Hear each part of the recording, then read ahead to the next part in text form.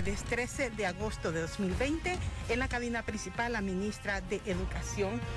¿Qué tal? ¿Cómo está, licenciada Carla Hananía de Varela? Neri, muy buenos días. Buenos días, ministra. Es un gusto estar aquí. Gracias. Con usted. Siempre un gusto. Gracias. Gracias por la invitación. Usted me pregunta cómo estoy. Gracias a Dios estoy bien. Qué bueno, ministra. Pero lamentando el fallecimiento de mucha gente, de nuestros docentes y de las demás personas que sabemos que están luchando por su vida en este momento. Sí, fíjese que estaba revisando el cuadro situacional que siempre actualiza el Ministerio de Salud. Seguimos con incremento significativo, más de 500 ya personas fallecidas realmente. Y un panorama, ministra, que uno lo ve un tanto incierto por la falta de un marco regulatorio y a las puertas de que termine la vigencia de la regulación que hemos tenido hasta hoy, ¿verdad? Como se ha dicho, a partir del 24 de agosto. Esto significa que debemos, los ciudadanos, ir por el autocuido, ministra. Exactamente. Ahora, como se dice popularmente, la pelota está en nuestra cancha, puesto que no hay un marco regulatorio a pesar de todos los esfuerzos que nuestro presidente ha hecho por protegernos, ¿verdad? Por pedir, por solicitar una cuarentena obligatoria para bajar la curva. Esto no ha sido posible. Es triste ver cómo una enfermedad tan grave, tan peligrosa, una situación tan delicada, sea manipulada políticamente. Es muy triste. Yo quisiera pedirle a usted si es posible que hagamos un minuto de silencio por todas las víctimas, por las personas que acaban de fallecer o que han fallecido durante estos meses, amigos, conocidos, familiares. ¿Cuántas familias salvadoreñas han perdido seres queridos? Nosotros en la familia del Ministerio de Educación hemos perdido 47 docentes.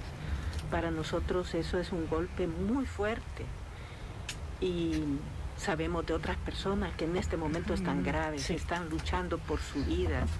Yo le pediría si podemos hacer un minuto de silencio para pedir al Creador. Con mucho gusto, ministra. Tributamos este minuto de silencio a petición de la ministra de Educación, Carla Hananía de Varela, por las víctimas del COVID-19 y especialmente por estos 47 docentes que pues no pudieron ganarle a este COVID-19.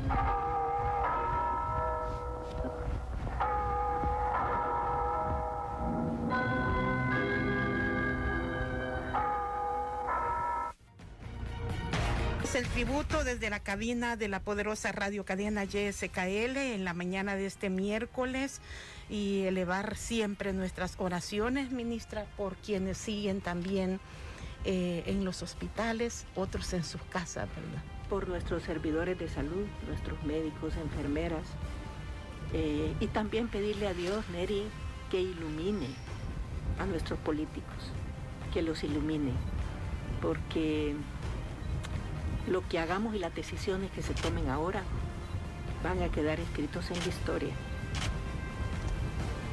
Así es que por estas 584 víctimas que se registran de manera oficial hasta hoy por COVID-19 y por los 11.155 casos activos que se registran también, y gracias a Dios hay casos recuperados 10.254 casos recuperados según la estadística del Ministerio de Salud. Será hoy crucial, y en el área de educación, pues las condiciones también, ministra, son, digamos, estratégicas en estos momentos. Ya usted lo ha reiterado, no habrá apertura de centros escolares. Hay que buscar cómo definir el desarrollo de este año lectivo 2020, ministra. ¿Qué alternativas se están buscando? Nosotros tenemos un lema, Mary. Sí. La educación continúa. Y hemos tratado de ser consecuentes. Hemos puesto todo nuestro esfuerzo para que esto sea una realidad desde el primer momento. Para nosotros el año escolar no está perdido, puesto que sería negar todo el esfuerzo que estamos haciendo y el esfuerzo que nuestros docentes, los padres de familia en el hogar han hecho, que les ha costado tanto adaptarse a ellos y a los docentes a estas nuevas circunstancias. Nosotros desde el Ministerio de Educación impulsamos lo que se llama una enseñanza multiplataforma o multimodal, que incluye la radio, la televisión con nuestra franja educativa Aprendamos en Casa, las guías impresas, nuestro sitio web, donde están las guías de manera virtual, las mismas guías que imprimimos. Quiero aclarar que las guías que imprimimos son para aquellos alumnos que no tienen acceso a Internet. Hay un alto porcentaje, ¿verdad, ministra?, que no tiene acceso a Internet, y otros que también tienen dificultades en la conexión. Exactamente. Fíjense que hemos descubierto que mucha gente no tiene Internet, pero mucha tiene teléfono con conexión. Y ese ha sido el recurso más recurrido. Ese ha sido el principal recurso en esta pandemia. El teléfono con conexión. Entonces ha sido posible bajar las guías y mandar y recibir tareas de parte de los alumnos. Sin embargo, nosotros este día yo retomo la entrega de computadoras a los docentes, porque lo habíamos parado por el auge de la pandemia. Las circunstancias en que estábamos entregando las computadoras, porque estábamos priorizando y estamos priorizando a aquellos docentes que tienen enfermedades crónicas que no pueden salir de sus casas. Entonces a ellos les estamos llevando las computadoras a su casa para que no tengan que salir. ¿Cuántas se han entregado hasta hoy, ministra? Hasta ahora hemos entregado tal vez como unas 20 computadoras, porque tuvimos que parar. Habíamos empezado, de repente, recién había comenzado el proceso. La pandemia aumentó el nivel de contagio. Yo misma me contagié. Sí, tuvo que retirarse temporalmente. Hemos rediseñado la estrategia de entrega de computadoras. Yo retomo hoy día, pero prontamente pues tenemos una manera de hacerle llegar. Yo no puedo entregar las más de 600 computadoras, que son los 622 aproximadamente docentes que tienen alguna enfermedad que los hace más vulnerables ante la pandemia y que no pueden salir de sus casas. Entonces, habíamos comenzado con ese grupo. La primera fase incluye 9.000 computadoras. Los docentes que tienen enfermedades crónicas son solamente 622. Y con ellos estamos en esta fase de primero 622. Pero vamos a entregar primero 9.000 computadoras y después vamos a entregar otras 15.000 y después vienen un lote de computadoras que en este momento está en proceso de compra. Vamos a cubrir a los 42.000 docentes. 42.000 docentes en total son los que necesitan este apoyo informático de herramientas como la computadora. Mire, nuestro compromiso es entregarle una a cada uno. No importa si ellos tienen la suya propia. Exacto, pero debe darle el ministerio la herramienta. Ese es nuestro compromiso, porque va a ser su principal herramienta para trabajar. Y la siguiente etapa sería las computadoras para los alumnos, que eso depende de la aprobación de los préstamos en la Asamblea Legislativa, porque ya son cantidades mucho más grandes, ¿verdad? ¿Cuántos alumnos tiene el sistema educativo nacional? Alrededor de 1.2. 1.2 millones, sí. 1.2, sin embargo, no podemos entregar 1.2 millones de computadoras porque sería una cantidad de dinero pues exorbitante. Lo que vamos a comenzar a hacer La primera etapa va a ser entregar una por familia. Eso nos hace alrededor de 800,000 familias. 800,000 computadoras, se puede imaginar usted lo que pueden costar, ¿verdad? Sí, mire, ministra, y aquel programa que había desarrollado la anterior administración de una computadora a un niño, ¿no han encontrado alguna cobertura de este tipo de herramientas? Fíjese que hemos hecho un análisis, porque para poder desarrollar nuestra estrategia de enseñanza multimodal y multiplataforma, hemos hecho todo un análisis de lo que se hizo antes. Y desde el año 2000 se vienen haciendo esfuerzos, pero esfuerzos aislados, esporádicos, y no parte de todo un proceso articulado, ¿verdad? Lindo hubiese sido que nosotros hubiésemos encontrado lo que decía ese programa. Sí. Una niña, un niño, una computadora, pero no ha sido así. Además, esas computadoras estaban destinadas a los centros educativos y aquellos centros educativos que tenían conexión de internet. Sí. Algún esfuerzo se hizo, pero fue esfuerzo muy esporádico, aislado, y no cubrió al 100% de los centros educativos. Sí. Además, se entregaban computadoras con diferentes características tecnológicas, con diferentes procesadores. Entonces, ha sido un poco complejo el poder manejar eso. Sin embargo, la pandemia lo que nos impulsa a hacer es mirar hacia el hogar, no tanto hacia el centro educativo. Sí, ahora mirar hacia el hogar. Que en el hogar el niño tenga las herramientas para poder darle continuidad a la educación. Y si no tiene la conectividad, que tenga la opción de las guías impresas, de la televisión y de la radio.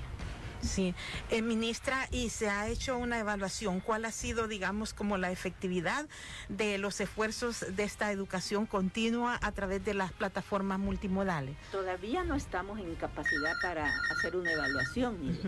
Sin embargo, lo que tenemos planeado es, una vez que regresemos a clases, que no sabemos cuándo va a ser el regreso presencial o semipresencial, primero vamos a atender a los niños y a los docentes en sus necesidades psicoemocionales, porque tanto los niños como los docentes, y sobre todo los niños, han tenido un impacto emocional por el encierro. Entonces tenemos que atenderlos primero, evaluar cómo ha impactado la pandemia en ellos. Después vamos a evaluar los niveles de aprendizaje. Y ahí es donde vamos a darnos cuenta qué tan efectivos hemos sido con cada plataforma. Bueno, es un docente, fíjese que me estaba diciendo, mire, las computadoras no serán regaladas a los docentes, sino que son del sistema educativo y son como en concepto de préstamo. Así es. Sí. O sea, nosotros por efectos contables y la Corte de Cuentas no podemos hacer regalos. Sí, es bueno, pero gracias a la persona que nos llamó, porque en efecto es bueno que quede todo claro, ministra, porque como dice usted, estas computadoras que su entrega se reanuda hoy son propiedad del Ministerio de Educación, son de los centros escolares, son del sistema educativo, ¿verdad? Así es el Estado que las compra. Entonces el Estado, para poder hacer un regalo, es todo un proceso un poco complejo. O sea, son del Estado, se les entrega a los docentes, para que ellos tienen, pues se les explica cómo cuidarla, y bueno, cada quien es responsable del cuidado y del uso de sus propias computadoras. Sí, y estábamos hablando sobre lo que usted nos explicaba, las condiciones bajo las que se ha desarrollado la aplicación de estas plataformas multimodales. Me dice, todavía es muy temprano para tener una evaluación y que ustedes estarían viendo este impacto psicoemocional en un momento determinado. Eso sí ya lo estamos viendo, porque a través del call center que tenemos nosotros 24/7, nos damos cuenta del tipo de denuncias, del tipo de quejas del tipo de problemas que tienen los niños y los padres de familia en el hogar, y por medio de otras instituciones que monitorean la situación de la niñez, como el CONNA, como ISDEMU, que monitorea la violencia intrafamiliar y la violencia contra la mujer, nos hemos dado cuenta que la violencia contra los niños ha aumentado en el hogar. Eso es muy preocupante, Neri, y estamos tratando de abordarlo a través de nuestras consejerías en línea. Ya le voy a explicar de qué se trata. Sí. Buenos días. Diga, en la número 3 estoy, Miguelito. Sí, dígame. Sí, buenos días, sí. Quiero hacer una consulta que muchos padres de familia la tenemos. Sí. Que si en dado caso de que muchos estudiantes no se presenten o no presenten las guías educativas, siempre van a ser promovidos al siguiente nivel para el otro año. Es decir, si se terminara de manera virtual este año, o aquellos que no pudieran absolutamente trabajar con las guías de estudio. Gracias. Gracias. Bueno, ministra, los padres de familia deben interesarse porque sus hijos aprendan desde casa. Si usted ve que su hijo no hace la guía, por favor, póngale disciplina, ¿verdad? Claro, así es el padre el responsable, pero también el docente tiene que hacer también el esfuerzo de mantener la comunicación. Para un niño es muy importante que su profesor o su profesora le diga, es cierto, lo hiciste bien, mira, te falta hacerlo de esta manera. Le mandé una carita y un estímulo, ¿verdad, ministra? Exactamente, pero lo que pregunta el señor, nosotros vamos a anunciar el proceso de evaluación y de promoción que vamos a llevar este año, ¿verdad? En su momento lo vamos a anunciar. Lo único que yo le puedo decir es que todos los esfuerzos que los padres de familia han hecho, los docentes y el mismo Ministerio de Educación, no van a caer en saco roto, no van a caer en el vacío y van a ser de mucha utilidad. En un momento dado vamos a tener la oportunidad, y así lo estamos planificando. Lo que pasa es que no sabemos cuándo, porque no tenemos fecha de regreso a clases. Vamos a tener un periodo importante de recuperación y de reforzamiento. ¿Y será que también se puede pensar en que en algún momento determinado quizás el docente esté en el espacio físico de la escuela como para avanzar en estos procesos de evaluación y promoción? No, el método de esta de promoción automática no es el mejor, ministra. Pues no sé a qué le llaman promoción automática, porque yo creo que aquí la situación es mucho más compleja, ¿verdad? Estamos preocupados por saber si nuestro niño va a pasar el grado. Eso es importante, pero no solamente eso es importante cómo se encuentra mentalmente, su salud mental del niño. Esa es nuestra principal preocupación. Nosotros cuando regresemos al aula, que no va a ser seguramente un regreso masivo, porque no vamos a poder tener las aulas llenas, sino que va a ser por grupos. Ahí vamos a evaluar el verdadero impacto y vamos a dar el reforzamiento. Sí, será importante. Hola, buenos días, en la número 3, Miguel.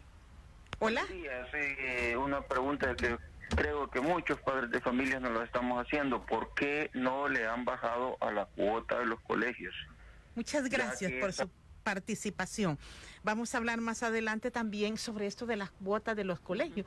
Aquí usted ha adelantado ya que hay algunas condiciones especiales, ministra. Vamos a ir nosotros a una pausa y tenemos pendiente también este tema de las consejerías estudiantiles, que es hacia lo que usted nos estaba hablando acerca de la situación psicoemocional de nuestros niños y niñas. No nos cambie, ya regresaremos, son las 7 de la mañana con 19 minutos.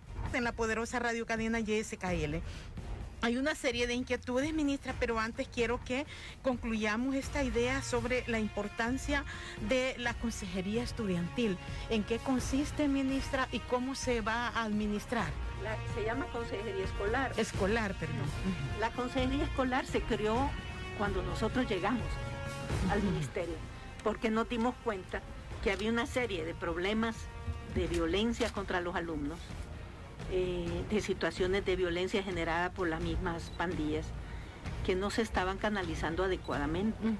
Entonces comenzamos por montar con la ayuda del PNUD una aplicación que se llama la aplicación Salve, a través de la cual un docente puede informar en tiempo real a través de un número de teléfono, un correo electrónico, un WhatsApp al ministerio, a nuestro call center, lo que estaba pasando. Sí. De repente vino la pandemia y tuvimos que hacer todo el servicio en línea.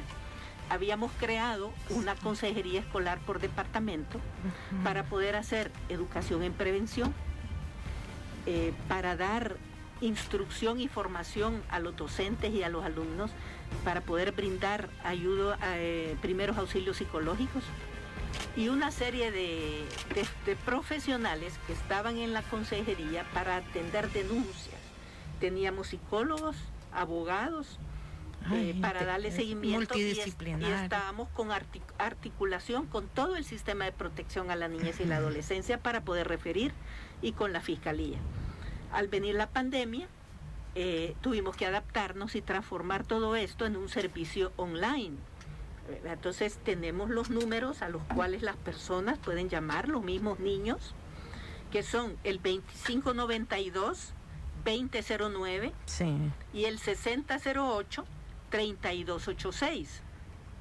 ¿Puedo repetir? Sí, por favor. 2592-2009, 6008-3286. Este es el número del call center.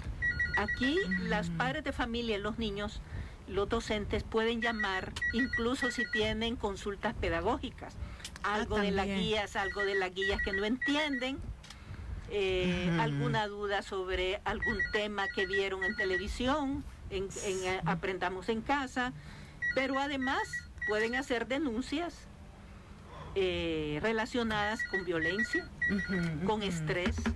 También. Tenemos, por eso se llama consejería, ¿verdad? Alguien que de veras se siente absolutamente desesperado, deprimido, y que eso va a impactar en sus niños.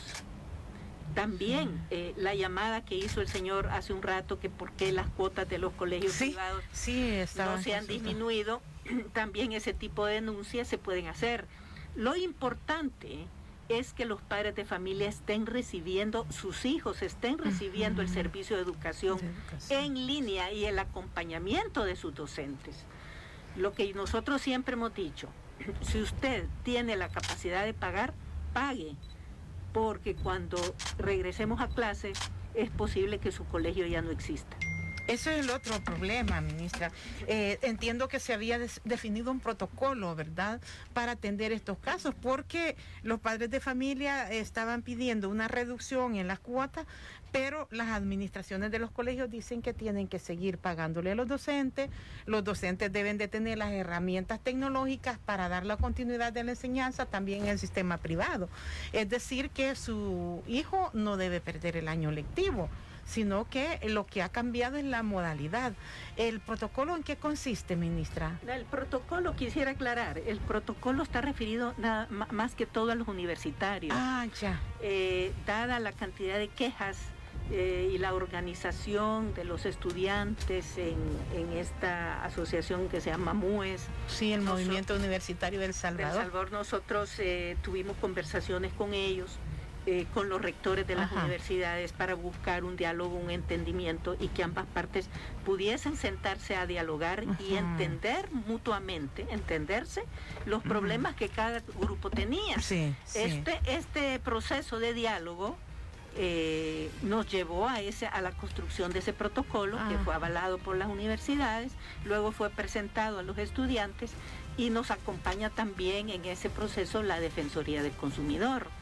Porque yo quisiera aclararle a todos los padres de familia, alumnos que nos escuchan, que el Ministerio de Educación tiene limitantes en la ley para poder intervenir hasta cierto punto con las universidades y con los colegios privados, porque ellos tienen independencia, son autónomos financiera y administrativamente, lo cual no quiere decir que nosotros no podamos ejercer nuestros buenos oficios para buscar soluciones. En el caso de los colegios privados, nuestra recomendación ha sido, igual que con las universidades, que se busquen formas de poder apoyar a aquellos padres que no pueden pagar, subsidios o prorrateo de cuotas, o simplemente esperar a que se regrese a clase para empezar a cobrar. En fin, diferentes opciones que cada centro educativo, cada universidad tiene que determinar y llegar a un acuerdo con sus alumnos, porque cada centro educativo tiene una realidad financiera diferente. Unos son grandes y pueden asumirlo, otros no. Entonces, aquí la situación nos impone la empatía, Neri, porque no solamente un lado es el afectado, son los dos lados los afectados, son las dos partes. Y en ese sentido, pues, los padres de familia que siguen teniendo la capacidad de pagar, paguemos, porque es el colegio, es el centro educativo de nuestros hijos, y si no lo hacemos es posible que desaparezca. Sí, pero el ministerio, dice usted, según la ley, no tiene como una capacidad para decirle en un prorrateo, mire, baje el 20% no, de la no cuota. Podemos decir eso. Sí, hay un oyente aquí. Hola, buenos días. En la número 3 está en la número 2, perdón, número 2. Buenos días. Ay, se la corté la comunicación. Bueno, y nos llamaba otro mi profesor, fíjese, que trabaja en el área rural de Santa Ana, creo que me dijo, de Sonsonate. Dice que ellos están trabajando a través de la plataforma de WhatsApp. Aquí está el oyente, porque ese canto del gallo fue el que yo escuché en la número 2, Miguel. Ahora sí, ahí está. Sí, buenos días. Buenos días. Buenos días, bendiciones. Gracias. Una pregunta para la señora ministra. Adelante, por favor. Sí, aquí nosotros somos personal administrativo y técnicos de las departamentales. Sí. Queremos saber si las personas de la tercera edad, que estamos bastante enfermitos, nos vamos a presentar la fecha que están anunciando, que es el 24 de agosto. Solamente esa pregunta. Gracias. Muchas gracias. ¿Está el ministerio operando para el 24 de agosto? Sí, para su tranquilidad, quiero decirles que el ministerio, igual que todas las instituciones del Estado, hemos trabajado un protocolo de regreso al trabajo, donde las personas de ciertas edades y con ciertas enfermedades van a seguir trabajando desde casa, ¿verdad? Hasta que el peligro haya pasado. Si es que por eso no tengan pena, no se preocupen, que las personas de cierta edad, nosotros ya les vamos a informar a partir de qué edad y qué tipo de enfermedades van a seguir trabajando. Así es. Y le decía entonces, ministra, en el caso de este docente que trabaja en una escuela de la zona rural, y dice que ha tenido instrucciones desde la dirección que debe hacerse una promoción general de los estudiantes, sea que esto hayan cumplido con su formación a través en línea o sea que no. Me gustaría saber quién le dio esa instrucción. La directora, dice, del centro educativo. No hemos dado ninguna instrucción a nadie. Y hay varios, fíjese que yo hablé con un director de una escuela. Yo soy de Jiquilisco, ministra, y me dijo eso mismo, y que iba a haber una promoción. Pues tienen que pasar los alumnos, porque me comentaban algunos maestros, por ejemplo, tienen 27 alumnos, pero de esos dice que 13 son los que han estado activos a través de enviar sus trabajos. Pero cuando el director hace el informe, él pone que todos están activos, y realmente de 27 niños, 13 son los que han estado activos en enviando sus tareas. Pero no hay instrucciones entonces, ministra, para este tipo de promoción. Yo le decía a usted hace un rato que nosotros vamos a anunciar eso. Y no se trata solamente de promoción automática, se trata de un proceso en el cual todos estamos involucrados. Así que, por favor, yo quiero aclarar aquí, nadie en ninguna parte del ministerio ha dado instrucciones todavía. Todavía falta este proceso. Ministra, además de, como dice usted, estos protocolos para el personal administrativo, se han avanzado, y usted lo anunciaba, en protocolos cuando sea posible regresar a las escuelas, y bajo qué condiciones. Estos protocolos tienen que ser validados, ministra, por el Ministerio de Educación. Fíjese que yo cada vez que hablo de protocolos de regreso a clase, me tergiversan totalmente lo que digo y me dicen que estamos ya preparados para regresar a clase y que solo estamos esperando a ver qué va a pasar después del 23.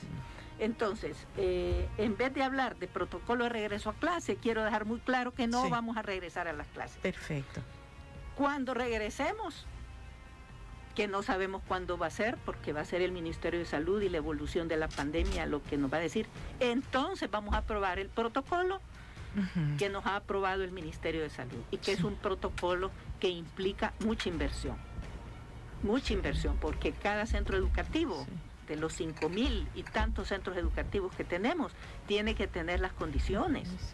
Entonces es un trabajo muy grande de preparación. Sí, ha sido difícil, ministra, y en el marco de este cierre de centros escolares, ¿cómo está la seguridad de las escuelas? Fíjese que hemos conocido de hurtos en las escuelas, llevándoles el material con el que cuentan, especialmente en la zona de San Miguel, fíjese. Sí, Neri. Fíjese que son hechos realmente lamentables. Sí. Contamos con el apoyo de la PNC, pero lamentablemente no se puede prever a dónde van a asaltar estas personas que no tienen ningún escrúpulo. Durante la pandemia hemos tenido 58 hurtos. Y estas personas que hacen este tipo de actos verdaderamente condenables y que no tienen nombre, no solamente están dañando al ministerio, están dañando el centro educativo, le están haciendo daño a los niños de la comunidad, a sus propios hijos posiblemente. Entonces yo hago un llamado a la comunidad a que esté vigilante de sus centros educativos, porque son las escuelas de sus hijos. Sí. Organícense para poder vigilar sobre todo aquellos centros educativos que quedan alejados y estén prontos a avisar cualquier movimiento extraño a la delegación de la policía más cercana. Usted anunció que se iban a hacer formas para articular la vigilancia de los centros en este periodo de cierre.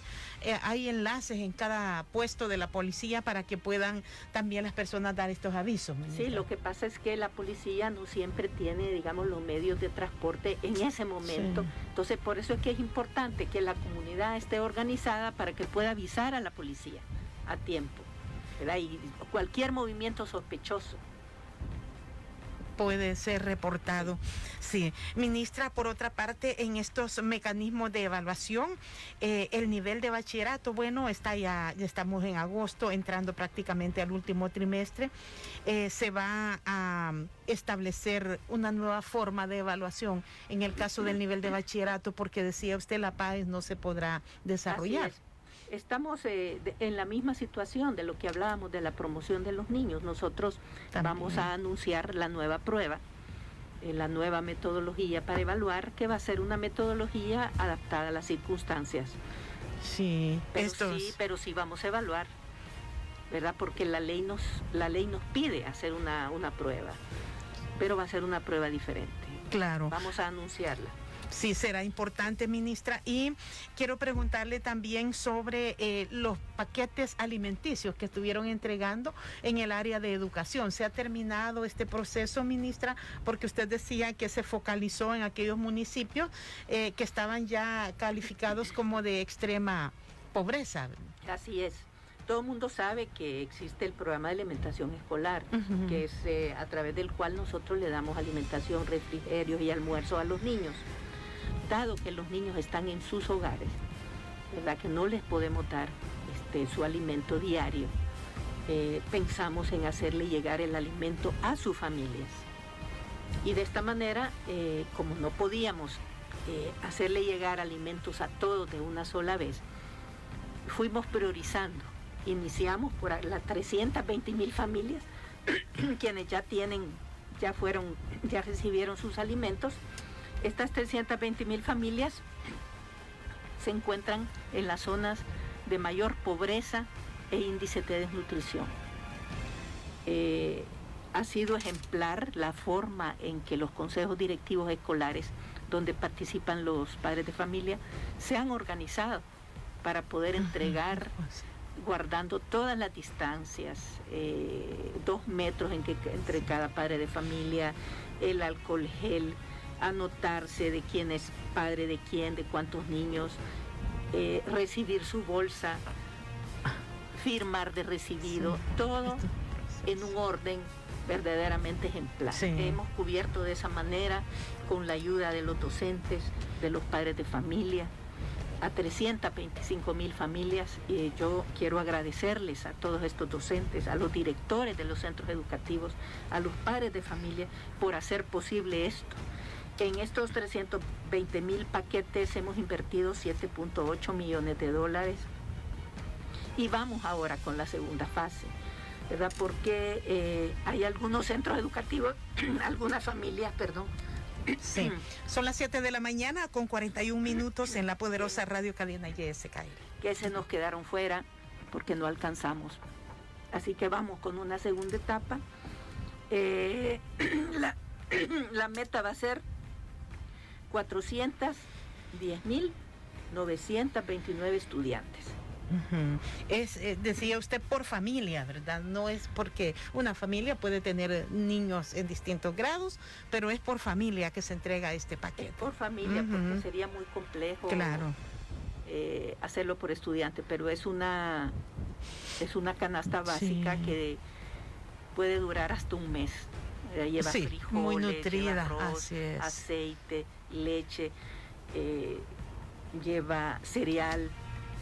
En esta próxima entrega vamos a aumentar la cantidad de leche fluida, porque es uno de los alimentos básicos para los niños. Sí.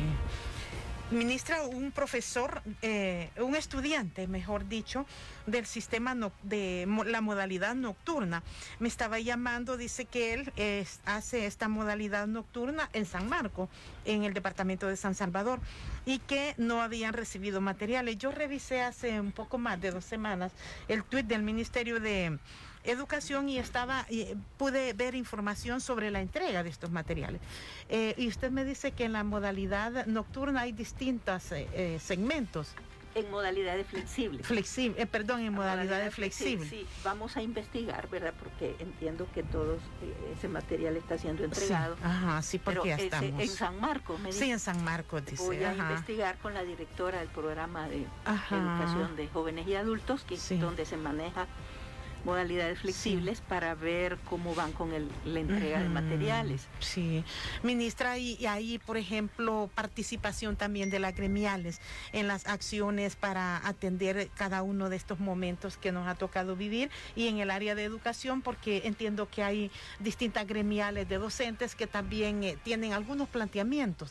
¿Ha podido articular con ellos, ministra? Hemos sostenido alguna comunicación escrita y algunas reuniones con algunos de ellos para poderlos escuchar, ¿verdad? Las demandas de ellos han estado más que todo centradas en la seguridad de los docentes, en que no regresen a los centros educativos, en que no se les deje de pagar su salario, y bueno, eso ha sido cumplido.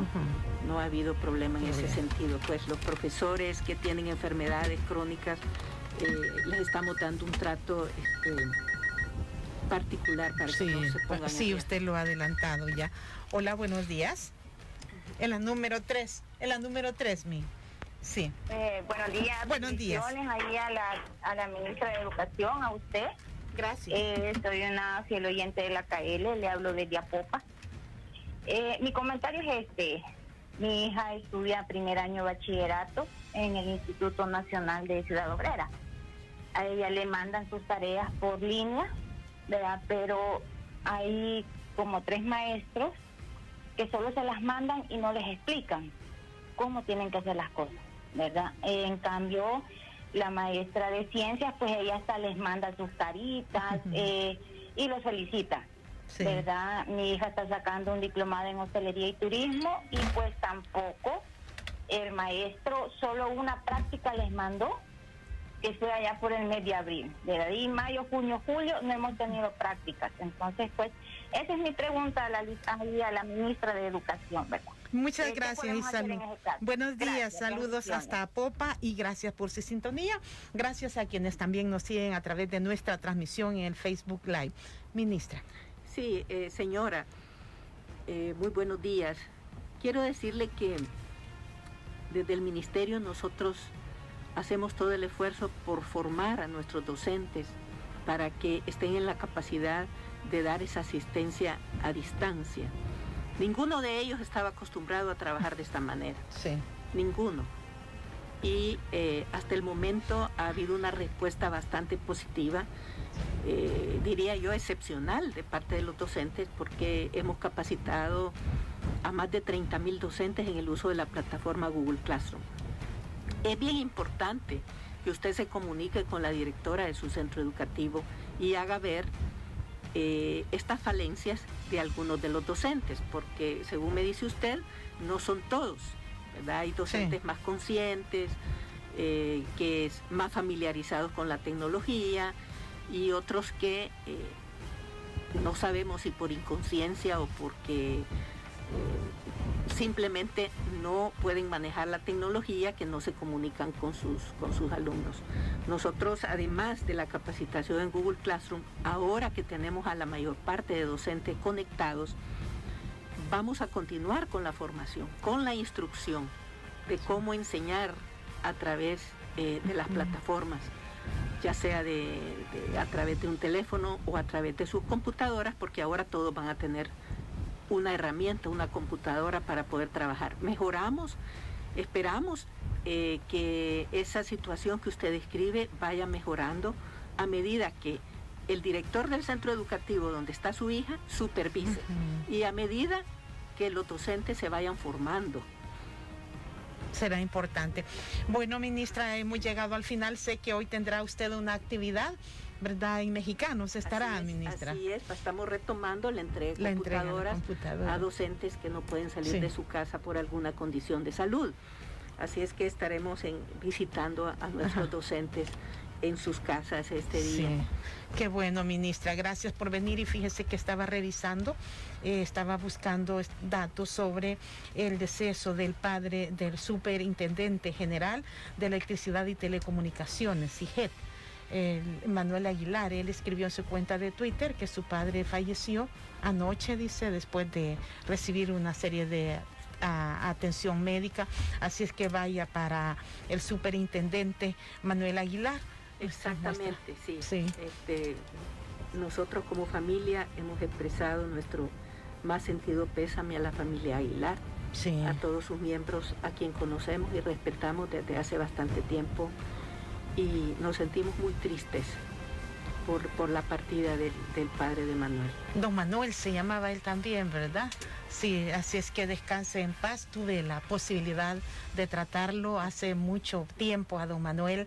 Un hombre muy dinámico, muy observador en cada momento que nosotros hacíamos.